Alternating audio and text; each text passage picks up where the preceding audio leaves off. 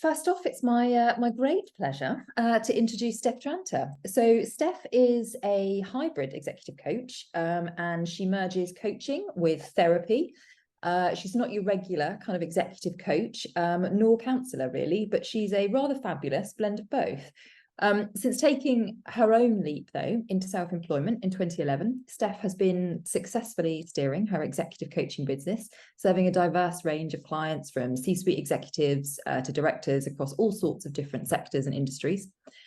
Steph's also worked with small tech startups and global giants like Harrods and Tesco and WeWork, and with a very rich background in retail and leadership development, and with a rather impressive BSc in psychology, an MA in visual communication, and a coaching diploma from Oxford Brookes University. I'm delighted that we're going to be talking to Steph Tranter today. So welcome, Steph. Wow, blimey, thank you. What an introduction. Can you come with me everywhere I go and just tell everybody that in every beginning of every conversation? That would be amazing. Absolutely, no problem.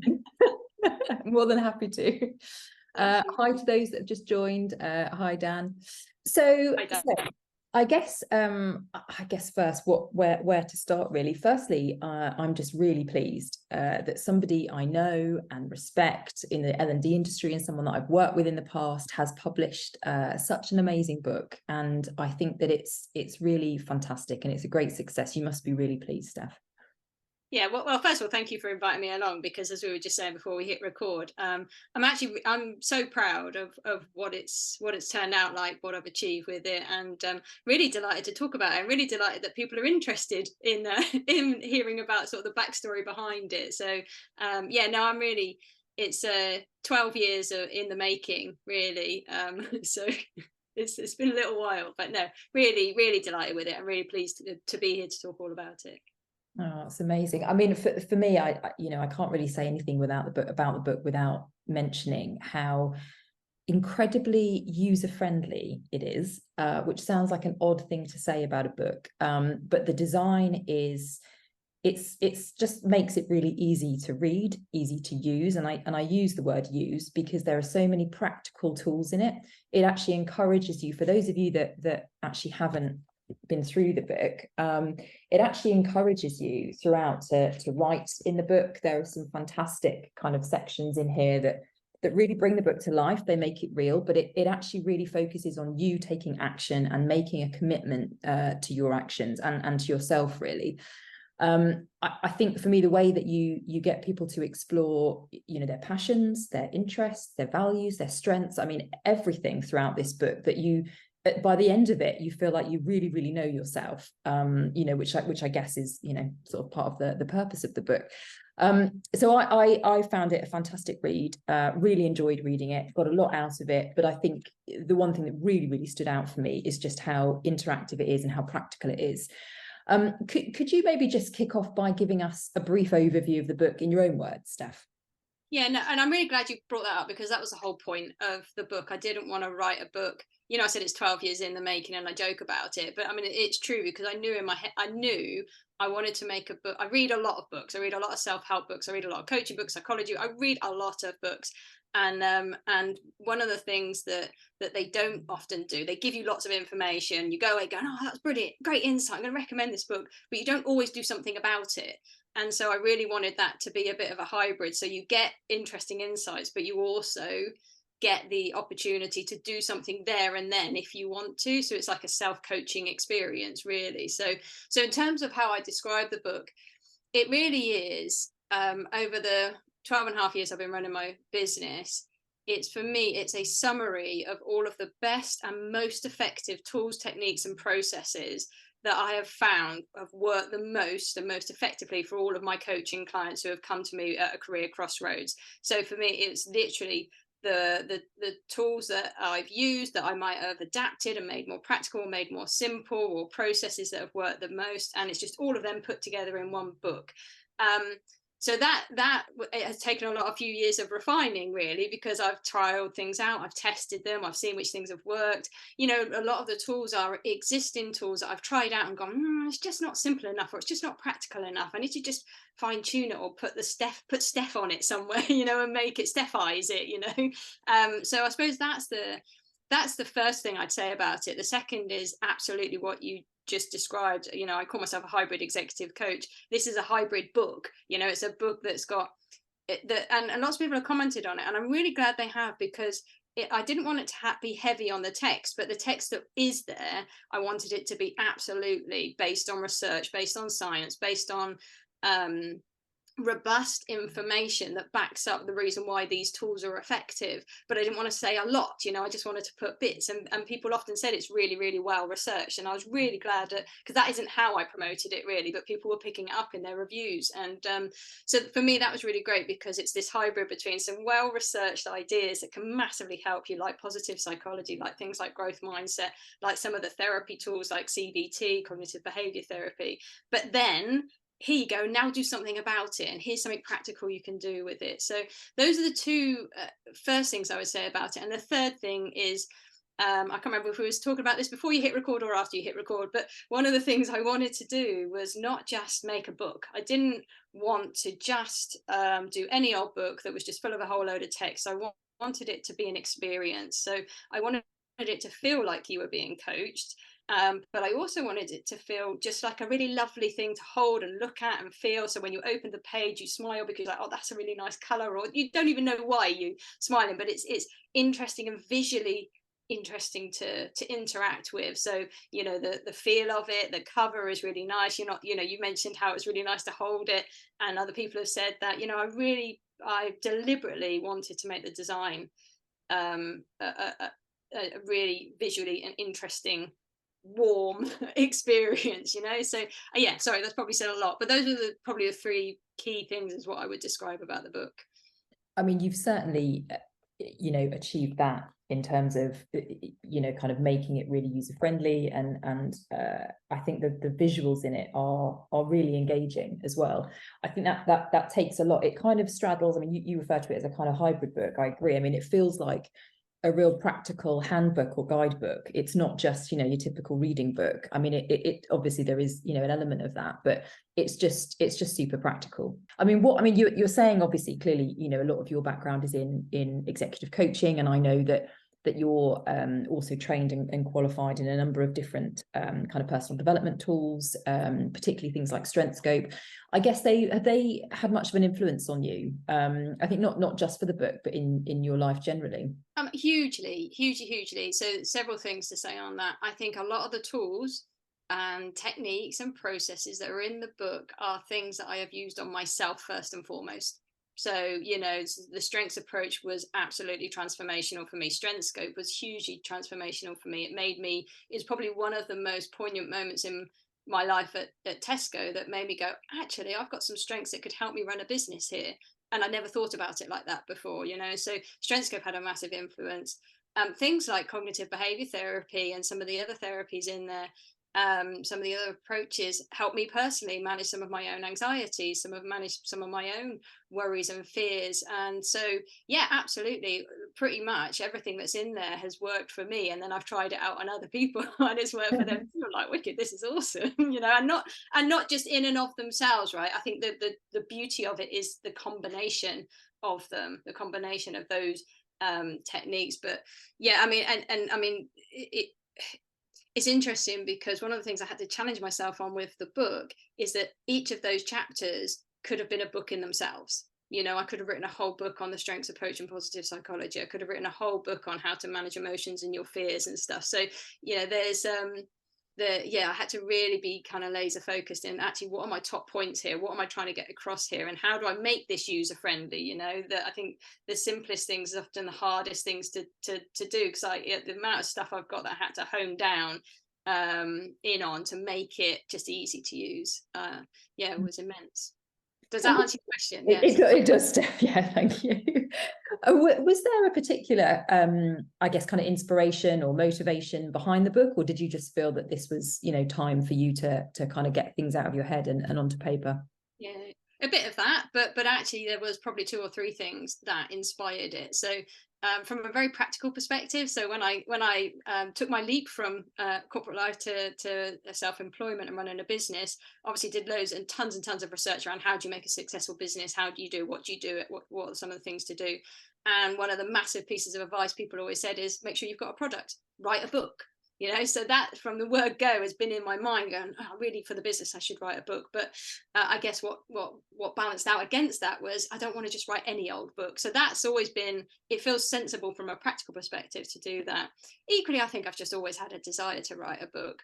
But I suppose as I was starting to see themes and patterns in my coaching clients and the tools I was using, as I was starting to get really, coming back to your previous question as well, there's a link, as I was starting to get really clear what kind of coach I was and what kind of approach I had and what's people's experience with me and what sort of things will they get and what sort of things will I blend to help people, I was starting to get quite excited about, wow, it feels like this and this seems to be really working for people. So how can I pull all that together in a really nice format to give to people who maybe can't afford executive coaching? So there was a bit of a how can I help other people who can't afford some of this stuff, and equally I think there was my background also, the bit you didn't mention in my background is I come from a very arty sort of background, so I've got a visual communication masters and I'm very visual, so that for me art has always been in my background. So there's also been part of me that wanted to just create something beautiful, so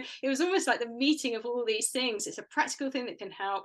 There's a whole load of stuff that I think I'm onto something here that's really helping people, and how can I pull it together? But then how can I pull it together in like just this beautiful product that I'd be so proud of, that looks and feels and is what I want it to be. So those are probably all the things that went into inspiring writing the book.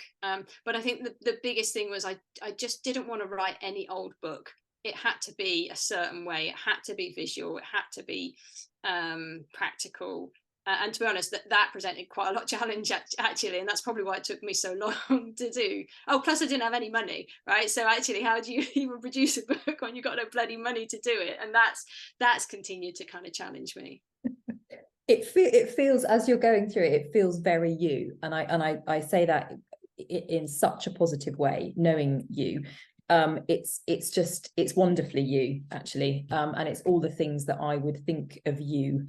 So it's all of the kind of strengths that I would relate to you, and you're, relaying them and getting them out into this book. I think it's brilliant. I can totally relate to the visual side of things as well. I understand what you're saying there. I've got a big passion in that space. I think some of the pictures behind you are your own work, actually, aren't they? Yeah, not yeah. Yeah, carefully placed, of course. Like, Oh, and one of the drawings in the book is mine as well. The Mad Hatter is mine. So I felt really proud of that. So it's I really enjoyed drawing that. And then when I saw an opportunity to put it, I was like, this is amazing. So yes. You're really creative. It's great. And what there's a part actually near the beginning of the book, I think, from memory, where you talk about kind of working with people that have sort of fallen into a particular career. And I did laugh when I read that, because I suspect lots of people in learning and development can relate to that, right? I mean, I've spoken to many people about this and asked, what's your route into learning and development, and how did you get to become a learning leader? And actually, a lot of people have kind of done it by accident, I guess. But I suppose for you, you're seeing lots of people outside of learning and development. So, and is that the kind of general feeling then for people, that actually a lot of people are just almost accidentally ending up in the careers that they're in? Yeah, there's a huge link, and I'm going to promote our rant that we did. But there is a massive link to the stuff that we talked about in the rant that you and I recorded in your podcast, because that, when I said about themes, what were the themes I was noticing is regularly when I would have these conversations and I'd talk to people, like I said at the beginning of the book, and I asked people how do they get to be in the job they were in, it generally always came up, no matter what industry, no matter what job.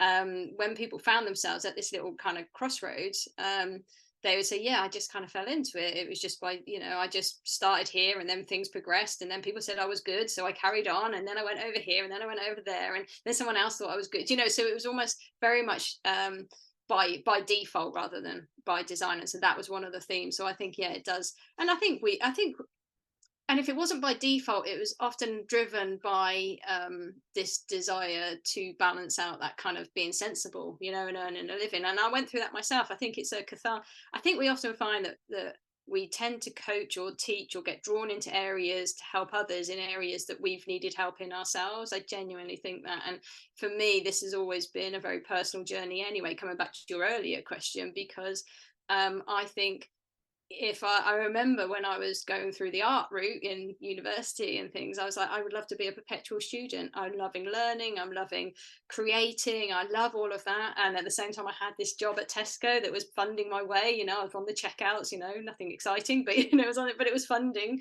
But then you have that decision where you go, right, okay, now I've got to go into life and I've got to earn a living and I've got to pay my own way. And which way do I go? Well, I can't go that way because that's not going to earn me any money directly. So I've got to go the sensible route. And I think that then what are we either fall into something just because that's what's happened, or we've made some decisions because it supports the life that we want or need, whether that's because you're starting a family or whether that's because you just need to earn some money and it's the opportunities that they're right there and then, you know. So I think that's the themes that were coming through, and I was delighted to see a theme, not delighted that people end up like that, but it is very much linked to us not being taught from an early age who we are, what we love, and how do you make that work in the real world.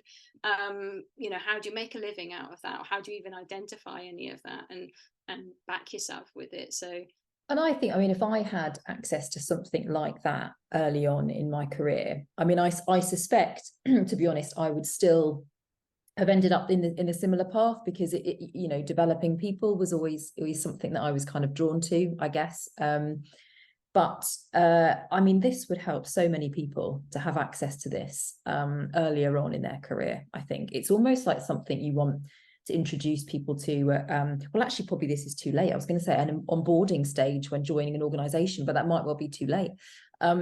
It's kind of this, the stuff in here, the process that you are helping somebody go through to understand everything that's important to them, understand what drives them, what motivates them, and what they want in life. That stuff is it's crucial, isn't it? I mean, we need to get that sort of thing to people before they even think about the jobs that they're applying for, I guess. Yeah, and it's interesting. I think this was a conversation you and I and Rob were just having beforehand, in terms of, I wrote it. I had a really clear target market. It was definitely people who were midway through their career, you know, or got quite far in their career, maybe into their 40s, 50s, or even late 30s. They've got so far in their career, and then they've woken up one day and gone, oh shit, I'm not happy. You know, what's going on? How do I change this? What do I do to sort this out? And that has been, you know, that crossroads is often where the crossroads happen, because you know, just you got so far and you've got further than you thought you would, and so then you're going, right, okay, well, what now? What do I do now? Or kids have left home, or there's changes going on. However, so that was my target audience, but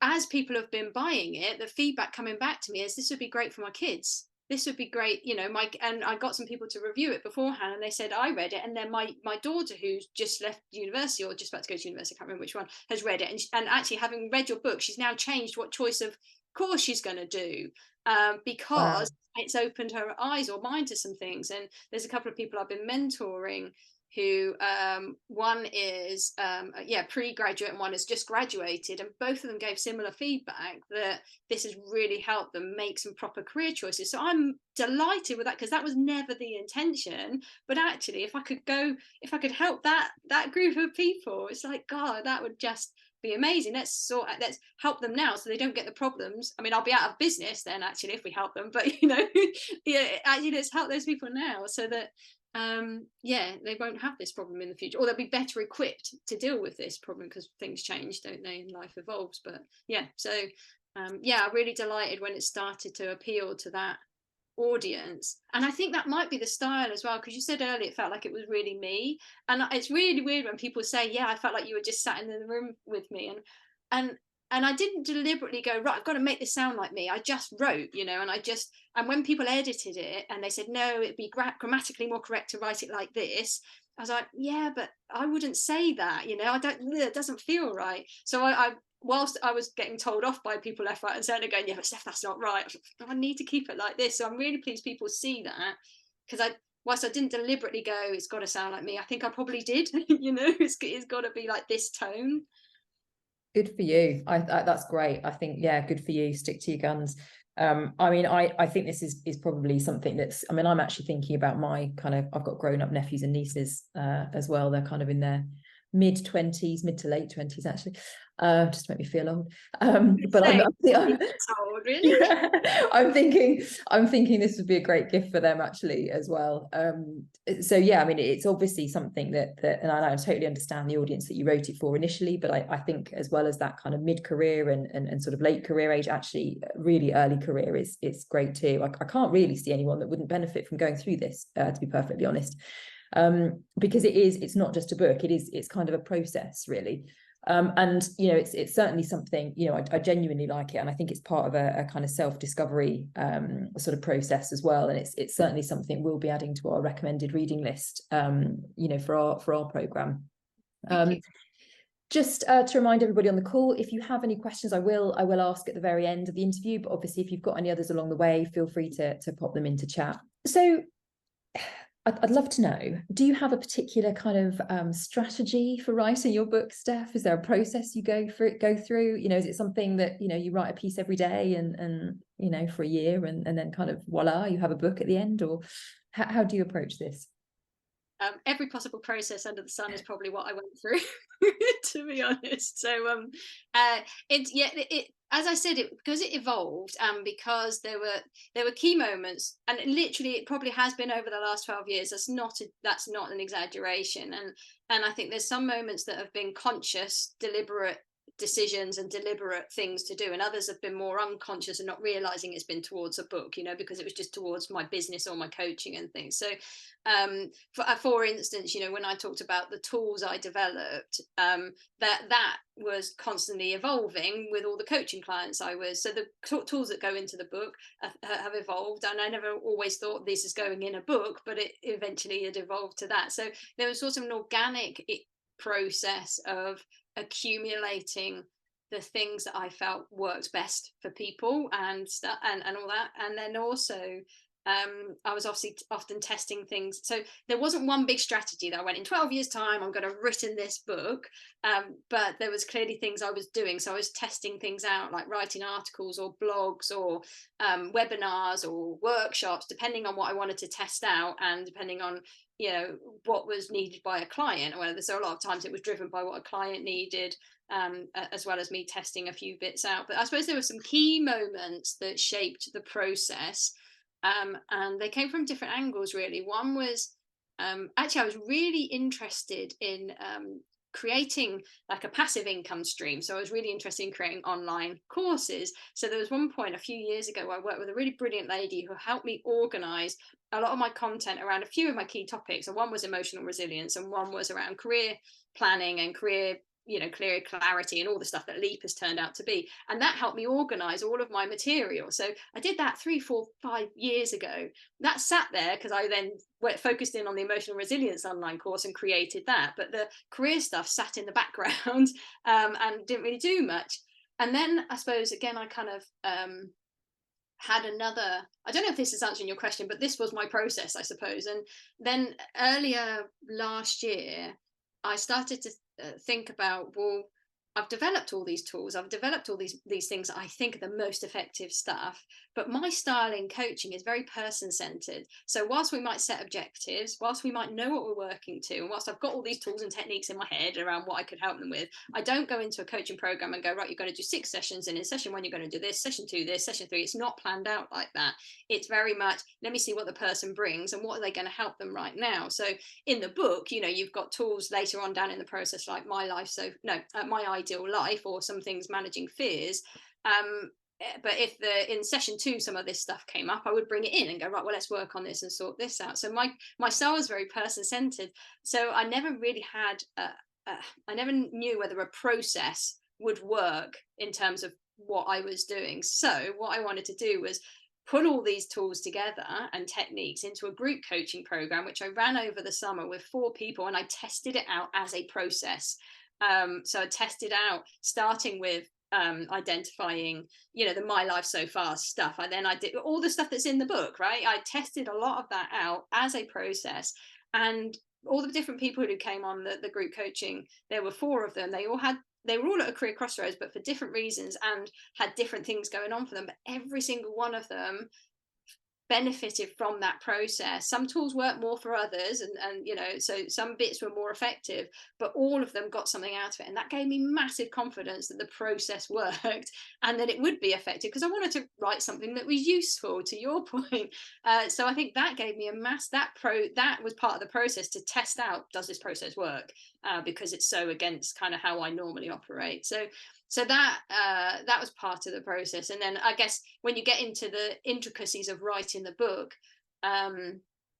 you know, I think there was a couple of big barriers that I overcame, and then I didn't need to have to go, oh, you've got to write something every day, Steph. Suddenly I just had the motivation, and I was getting up massively early and staying up late, which is not like me. You know, I'm an early bird, but I'm not a late night person. But somehow I was like, every minute I just had this motivation. I didn't have to go, Steph, you've got to write 500 words every day. And I know that's a great technique and it works for people, but I think for me the biggest thing that enabled me to get it done was overcoming some of those core barriers, like how do I do this without when I haven't got much money? How do I design it and write it at the same time? How do I do this without having to put on anybody else for the moment? How do I find the right software to pull this all together? You know, there's a few, and I was kind of knocking them. Once I knew the process worked, I went, right, well, let's knock out some of these barriers. And then that enabled me to get the core of it kind of done. But it is a long, I mean, it's not just 12 years, but it is a long, from that, you know, it was the summer, it was the end of the summer that I went, yeah, this works, amazing, I'm excited,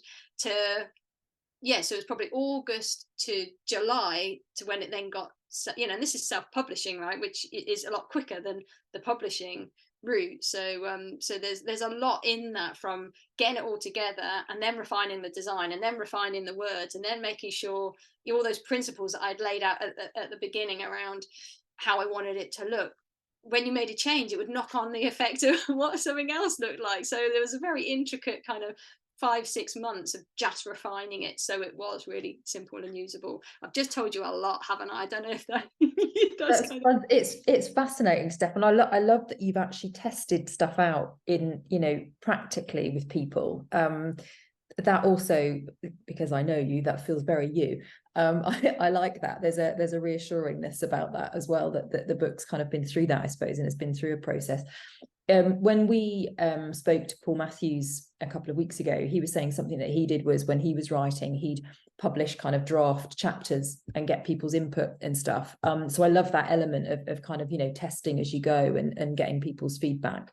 So that sounds like a great way of doing it. Paul Matthews as a superstar. So he's been in my world for years, and he was one of the people I rang and said, what's your top tips for getting a book published and self-published? So yeah, talking about process, the other thing was I asked lots, I mean, that was years ago he helped me actually, and years and years and years and years ago, and actually he gave me loads of really practical top tips, to the point where I said, you need to bloody write a book about this, because there's some really great top tips in terms of what to think about. So actually part of the process of writing the book was researching how to do it, and how to do self, you know, when you're deciding whether self-publishing or publishing or a hybrid of the two, you know, how to do it and what you need to think about. And he gave me some great, really brilliant top tips, not just in terms of writing it, but in terms of when you're making decisions about, to the point of the weight of the book, make sure it's under a certain weight of the book, so that when you're posting it out to people, you don't have to pay the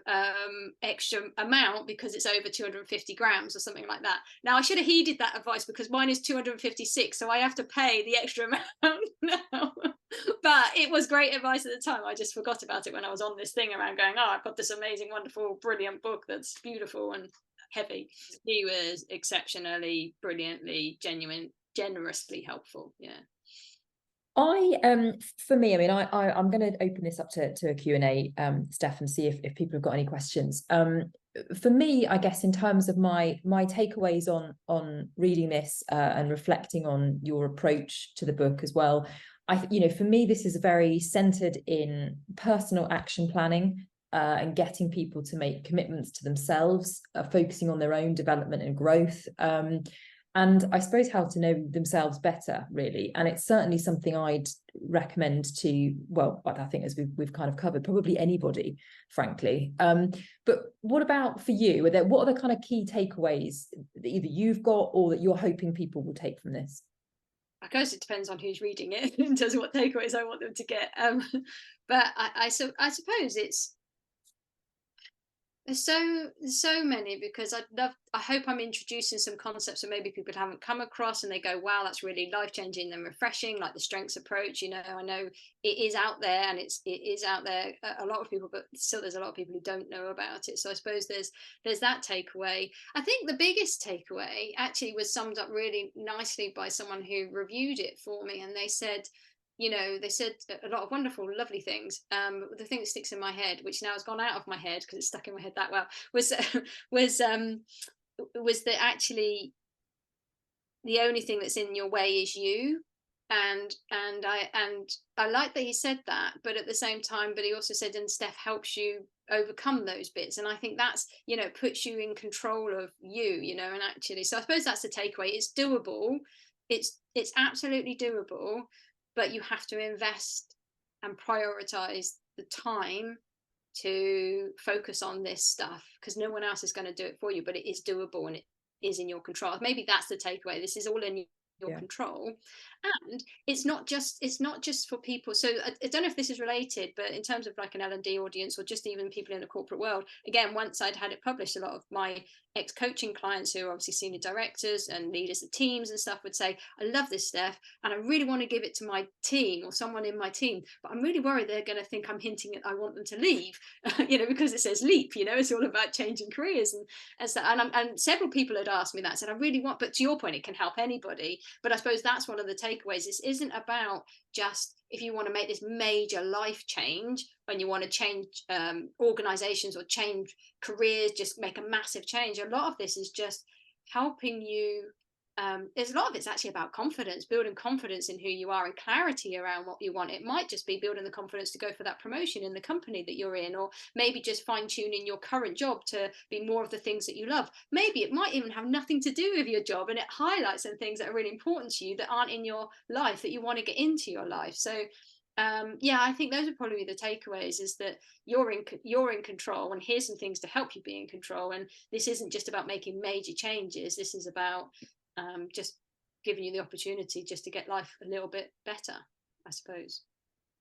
Yeah, that's a great takeaway, and I, certainly for me, it's going to be featuring in my I guess Christmas shopping list for numerous members of friends and family. I think remember, there's lots of options, so you can get a hardback, which it's a bit more expensive, but it is beautiful. Actually, it's really lovely. They've done a really good job on Amazon, actually. So so you can get hardback, you can get paperback.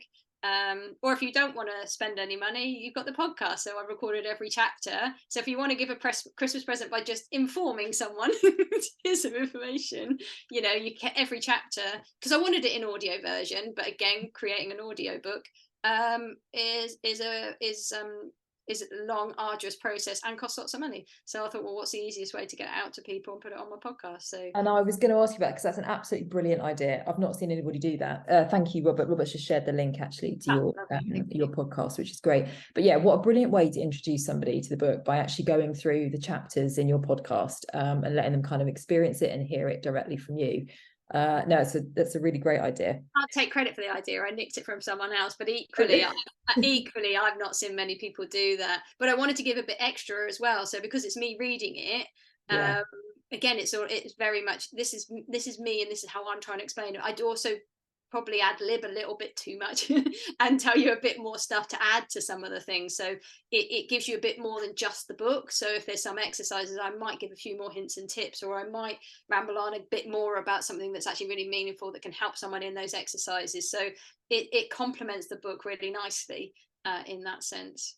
No, it really does. It's a really great idea. Well, let me open up then. Does anybody have any questions for Steph, either specifically about the book, or for Steph generally about her career, or any advice that you're looking for? I've got one, Steph. Okay. It's with the book. I didn't buy it for me. I kind of got it to kind of read ahead of this. Yes. And what it made me think about is if someone's given the book rather than buys it for themselves, could it kind of hit them at the wrong time of life? And it could be something that they look at and go, no, that's not for me right now.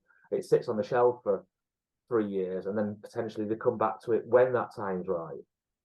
Yeah, no, I think that's a really good point, because you raise it, because actually, one of the things we learn really early on when we're beginning as coaches is that you can't help someone if they don't want to be helped.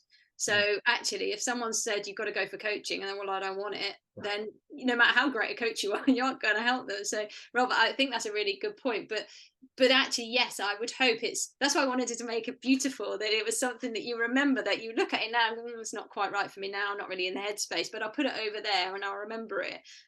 But I guess related to that as well is the other principle I had when I was writing it, Rob, was that I wanted it to be something that could be read from cover to cover, but also that could be dip in and outable. So that actually, oh, that's from an advert, isn't it? What's that advert? That sounds like a British gas advert. Doesn't it? Turn off and onable, yeah. On offable, yeah. Dip in and outable.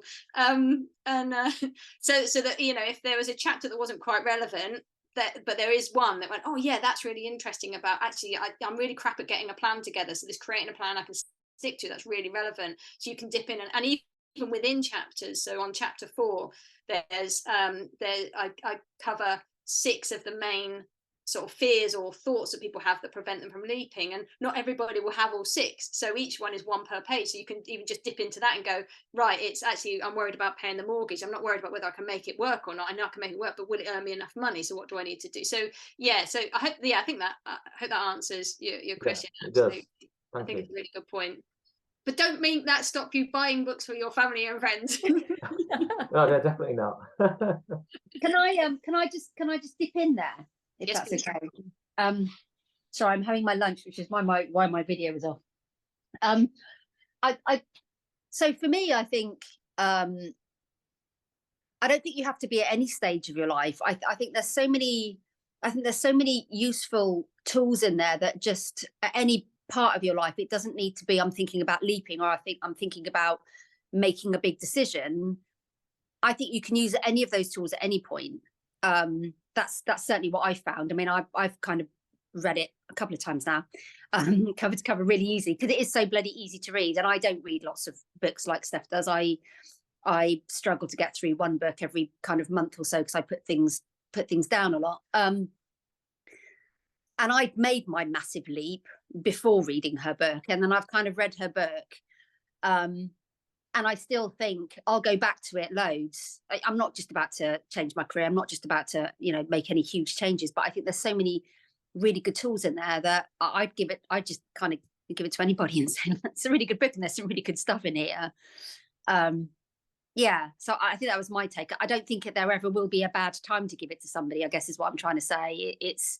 It's a nice to have on your bookshelf that, I don't know, if you do want some different ideas about something, then go and dip into that for a bit. Thanks, Emma. That's really nice, actually, because it made me think, actually, as you were talking, that it's almost about reconnecting with you, isn't it? It's like reconnecting with me. That's what it's enabling you to do in lots of different ways. How do I reconnect with who I am at different stages? And life changes and life moves on and life evolves. And whilst you might have already made a big leap, or there's other things going on, there might be moments where, like I said, it is a lot about confidence, and confidence comes from connecting with who I am and what's important to me. So it can be a little bit for you know, for me, a kind of a bit more recentering. I think for me it was like, because, you know, I've been through, as you'd probably imagine, and I'm sure a lot of people in learning and development have, you've been through sort of different values exercises, and you're aware of your values, you're aware of your strengths, you're aware of, but do you know what, it's been so many years since I've looked at them and kind of actually reminded myself and double check that actually, am I living my values, or are my values being met? Remind myself of my strengths rather than constantly thinking about the things that I can't do or that I'm not great at. So I think for me, there's a bit of kind of recentering as well. So I think, yeah, it's probably something that's really useful to kind of dip in and out of. No, I wrote down reconnect and recenter, actually, the two kind of key words. And I'm really glad you said that, because probably one of my inspirations for the style of book was, and I mentioned this in the book in my acknowledgements, that right at the very beginning of my journey into kind of development and learning about myself, my very brilliant sister gave me a book called Weekend Life Coach by Linda Field. And in that, there were practical tools. And one was the Wheel of Life. and I've kept that book, and I've gone back over that book. I think it goes back, I don't know how many years, but I've redone the Wheel of Life exercise in the book over years. So you see like 2013, 14, 15, 16, 17, 18, in the wheel, and see all the different things that have changed. So sometimes finances is high, sometimes it's low, sometimes life purpose is high, sometimes it's, and it just shows that evolution. I suppose the point is, it's that book is something I keep coming back to. And if my book is something that people use like that, bloody hell, that would be success for me, because that, it helps you see the journey of yourself in pages. And I forget, so I go back, oh my God, is that where I was then? Or wow. So that's a really nice thought if it provides that kind of thing for people, like that book has for me. And I'm sure it will. We've had a question actually from Dan in chat. So hi Steph, really interesting talk so far. I've not read the book, but I've now ordered. Excellent. Thanks. I'm starting a new company in 6 weeks after 114 years. I think he means 14 years. With the current employer. Yeah, it's a similar role but a different industry, and coaching a senior team is a key part of the role. Do you have any top tips or top 3 from your experience? Top tips on coaching the senior leadership team? Yes, I think by the looks of it. Is that right, Dan? Just check that. Just give us a yes. Yes. Yep. Top tips on coaching the seniors. That's hard. I'd like to have a conversation with you about it. But top tips on coaching the senior leadership team. Depends how much you've done of this before. So I don't want to teach you how to suck eggs. But I would make sure they all want it, first of all. Make sure that it's not just something they've been told they've got to have. So make sure they all want it. I would, I guess I would also just be open to the things that it's difficult, right, actually, because I was going to say be open to the things that they need to work on. Yeah, cool, Dan, well, let's have a conversation. I'd be more than happy to do that. But I think it's hard when you have to coach people internally. This is one of the challenges, and especially when you coach people in the same team, because the beauty of a coaching relationship, as you'll know, is that people feel safe to tell you the absolute total truth. And when you're coaching people in an organization, number one, and you're in the organization, your internal coach, and then you're coaching people in the same team, that can lead to less transformational coaching, I think, because people going to tell you the truth. So I guess a top tip would be make sure you have built a really solid relationship with them before going into any coaching, I guess, and maybe you might not be I'm not angling for work here, but maybe coaching the senior leadership team is not always going to work. Yes, that's what I was just going to say, Emma, is hire an external coach, because actually I think it's not impossible to make it work, but I think the dynamics make it trickier in an organization. So, but Dan, yeah, absolutely, I'd love to have a chat, because I'd also love to hear what you think of the book. Now you've beautifully gone and ordered it. Thank you. I don't know, Cathy, if you'd add anything to that, having your experience of L&D. I think the relationships, it's really key. I think interestingly, I'm going to publish this week the second L&D Rant podcast, which is with Rob Moores, and we talk a little bit about that in terms of internal versus external coaching and the kind of pros and cons with both. And I think what I've seen previously is sometimes there's for a little while anyway, particularly in certain organizations, but there's sometimes a lack of trust, and I think that is a big piece. So I think getting over that is crucial. Actually, I think it's probably a good time, if you're new into an organization, though, to kind of do that and kind of set that up and set those relationships up in the way you want. So yeah, and I'd probably add to that, actually, as you're talking, you're making me think, is actually it can work, but you have to just be really open in the contracting stage, or no worries, Dan, thanks for your messages.